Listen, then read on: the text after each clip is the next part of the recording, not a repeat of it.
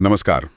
आज हम एक बहुत ही दिलचस्प किताब पर बात करेंगे, भीखू पारेख की गांधी एक संक्षिप्त परिचय। कोशिश करेंगे गांधी के विचारों की गहराई में उतरने की। हाँ, बिल्कुल। पारेख का नजरिया गांधी को समझने में काफी मदद करता है, उनके जटिल विचारों को। सही। तो हमारा मकसद यही है कि पारेख की नज़र से गांधी का जीवन, उनके कुछ खास विचार जैसे सत्य, अहिंसा, सत्याग्रह और हाँ, आधुनिक सभ्यता पर उनकी जो सोच थी उसे समझें। जी, शुरुआत उनके जीवन से करते हैं। पोरबंदर में जन्म हुआ और माहौल ऐसा था जहां कई धर्मों का असर था, है ना? वैष्णव परिवार, माँ प्रणामी संप्रदाय से दोस्त जैन थे। हाँ, ये मिला जुला माहौल काफी अहम रहा। पारेख भी इस पर जोर देते हैं। और फिर लंदन गए कानून पढ़ने। और उसके बाद दक्षिण अफ्रीका। पारेख कहते हैं कि ये तो मतलब एकदम टर्निंग पॉइंट था। बिल्कुल। पारेख के मुताबिक दक्षिण अफ्रीका में जो नस्लीय भेदभाव झेला गांधी ने, वो पीटर मैरिटिबर्ग स्टेशन वाली घटना तो खैर बहुत मशहूर है। हाँ, ट्रेन से फेंक दिया गया था उन्हें। जी। उस अनुभव ने उन्हें अंदर तक कह सकते हैं झकझोर दिया। पारेख बताते हैं कि वहीं अन्याय से लड़ने का उनका संकल्प बना और सत्याग्रह का विचार पनपा, वो अहिंसक प्रतिरोध वाला तरीका। और किन लोगों का असर रहा उन पे? पारेख किसका जिक्र करते हैं? पारेख थॉरो, टॉल्स्टॉय का जिक्र करते हैं। टॉल्स्टॉय की किताब ईश्वर का साम्राज्य तुम्हारे भीतर है से तो वो बहुत प्रभावित हुए।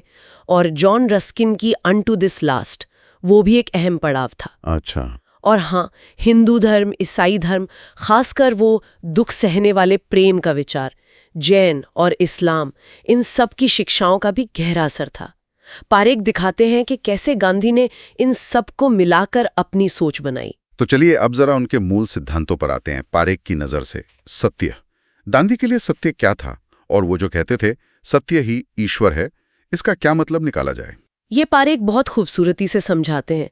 देखिए, गांधी के लिए सत्य सिर्फ सच बोलना भर नहीं था, ये यूनिवर्स का अल्टीमेट प्रिंसिपल था। हाँ। परम तत्व। परम तत्व। हाँ, पहले वो कहते थे ईश्वर सत्य है, लेकिन पारेख बताते हैं कि जब गांधी ने इसे पलट दिया, सत्य ही ईश्वर है, तो ये बहुत बड़ा कदम था। इसका मतलब ये हुआ कि सत्य की खोज वो किसी धार्मिक विश्वास से भी ऊपर है। अच्छा, मतलब नास्तिक भी सत्य की खोज कर सकता है? बिल्कुल। पारेख यही कहते हैं कि नास्तिक भी तो सच की ही तलाश में है ना, तो वो भी सत्य के उपासक हुए एक तरह से। दिलचस्प। और सत्य के साथ ही जुड़ा है अहिंसा। हाँ, अविभाज्य। पारेख के अनुसार ये दोनों एक ही सिक्के के दो पहलू थे। और अहिंसा भी सिर्फ शारीरिक हिंसा न करना नहीं था। हाँ, ये बात महत्वपूर्ण है। जी, मन से, वचन से, कर्म से किसी भी तरह से चोट न पहुंचाना, ये जीने का एक पूरा तरीका था, सिर्फ एक नियम नहीं। और फिर आता है सत्याग्रह। आपने कहा ये निष्क्रिय प्रतिरोध से अलग था। पारेख इसे कैसे देखते हैं? काम कैसे करता था ये? हाँ, पारेख इस अंतर पर बहुत जोर देते हैं। सत्याग्रह मतलब सत्य के लिए आग्रह। ये पैसिव नहीं, एक्टिव था। ये आत्मबल, या जिसे वो प्रेम शक्ति कहते थे, उस पर आधारित था। प्रेम शक्ति। हाँ, मकसद दुश्मन को हराना नहीं, बल्कि उसका दिल जीतना था, उसकी अंतरात्मा को जगाना। पारेख कहते हैं कि इसमें स्वेच्छा से कष्ट सहना, मतलब सफरिंग लव, ये बहुत जरूरी हिस्सा था। कष्ट सहना। हाँ, खुद कष्ट सहकर सामने वाले के पूर्वाग्रहों को, उसकी नफरत को भेदने की कोशिश, उसे सोचने पर मजबूर करना। इसी से जुड़ा सवाल है उनके उपवासों का। कई लोग कहते थे ये तो इमोशनल ब्लैकमेल जैसा है। पारेख इस पर क्या कहते हैं? क्या ये नैतिक था? पारेख मानते हैं कि गांधी के लिए उपवास एक बहुत गहरा आध्यात्मिक काम था, आत्मशुद्धि का तरीका और दूसरों के गलतियों के लिए प्रायश्चित का भी। प्रायश्चित। हाँ, और हाँ, इससे दबाव तो बनता था, इसमें कोई शक नहीं, लेकिन पारेख के अनुसार गांधी इसे नैतिक इसलिए मानते थे क्योंकि वो प्रेम पर आधारित था। मकसद सामने वाले को बेहतर इंसान बनाना था, उसे नीचा दिखाना नहीं। और इसके नियम भी थे, जैसे उपवास उसी के खिलाफ हो सकता था जिससे प्रेम का एक जुड़ाव का रिश्ता हो। पारेख इसकी जटिलता मानते हैं कि नियत अच्छी होते हुए भी असर दबाव जैसा हो सकता है। ठीक है, तो सत्य, अहिंसा, सत्याग्रह ये तो समझ आया, लेकिन फिर गांधी आधुनिक मतलब पश्चिमी सभ्यता के इतने कड़े आलोचक क्यों थे, खासकर हिंद स्वराज में जो दिखता है? पारेख क्या कहते हैं? पारेख के मुताबिक गांधी की आलोचना सिर्फ पश्चिम या अंग्रेजों के खिलाफ नहीं थी, वो उस पूरी सभ्यता के ही खिलाफ थे जो भौतिकवाद पर टिकी थी। भौतिकवाद? हाँ, मतलब चीजें इकट्ठा करना, इच्छाओं का कोई अंत न होना, मशीनों पर बहुत ज्यादा निर्भरता जिसे वो मशीनवाद कहते थे, और हिंसा। पारेख बताते हैं कि गांधी को लगता था कि ये सभ्यता इंसान की आत्मा, उसकी नैतिकता को भूल गई है। और साम्राज्यवाद, शोषण, ये सब इसी से निकले। गांधी का यही मानना था कि ये सभ्यता बाहरी तरक्की पर इतना जोर देती है कि अंदरूनी विकास पीछे छूट जाता है। पारेख इसे विस्तार से समझाते हैं। लेकिन क्या वो हर आधुनिक चीज के खिलाफ थे, जैसे साइंस, टेक्नोलॉजी? नहीं, ऐसा भी नहीं।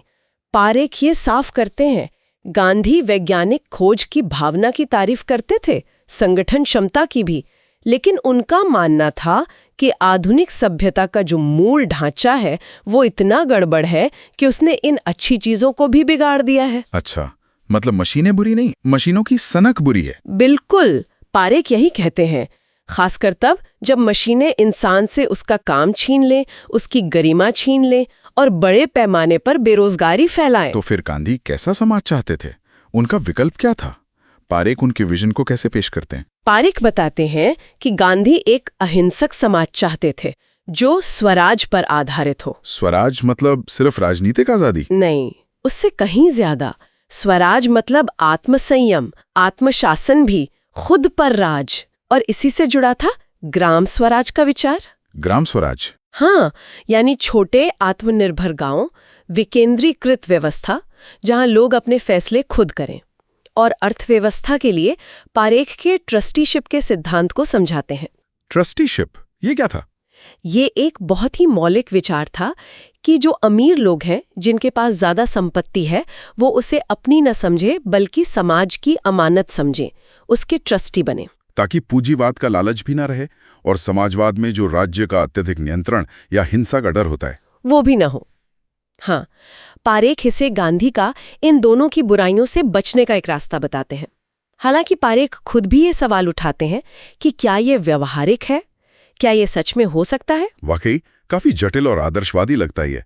तो आखिर में गांधी की विरासत को पारेख कैसे देखते हैं? ये इतनी विवादास्पद क्यों रही है? ये सब पारेख की किताब से साफ होता है। गांधी कोई साधारण व्यक्तित्व नहीं थे, बहुत जटिल थे।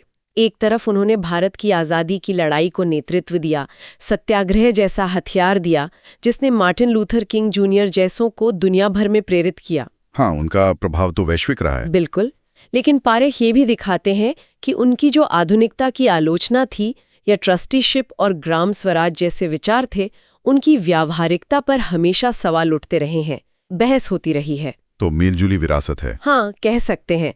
पर पारेख के अनुसार जो चीज आज भी सबसे ज्यादा प्रासंगिक है वो है उनकी अहिंसा की दृष्टि और सत्य के साथ प्रयोग करने का उनका नजरिया, जीवन को ही एक प्रयोग मानना। आज हमने भीखू पारेख की नज़र से गांधी के कुछ अहम विचारों को समझने की एक कोशिश की। ये वाकई एक गहरी सोच का समंदर है। हाँ, और श्रोताओं के लिए एक आखिरी सवाल शायद छोड़ा जा सकता है। गांधी ने कहा था, मेरा जीवन ही मेरा संदेश है। तो पारेख के इन व्याख्याओं को सोचते हुए आज की जो दुनिया है, इतनी चुनौतियां हैं, हिंसा, असमानता, क्लाइमेट चेंज, क्या गांधी के सत्य और अहिंसा के प्रयोगों से हम आज कुछ सीख सकते हैं? क्या अपने जीवन में छोटे छोटे नैतिक कदम उठाकर किसी बड़े बदलाव की तरफ बढ़ा जा सकता है? बहुत ही विचार करने लायक बात है। इस गहरी और विचारोत्तेजक चर्चा के लिए बहुत बहुत धन्यवाद। धन्यवाद।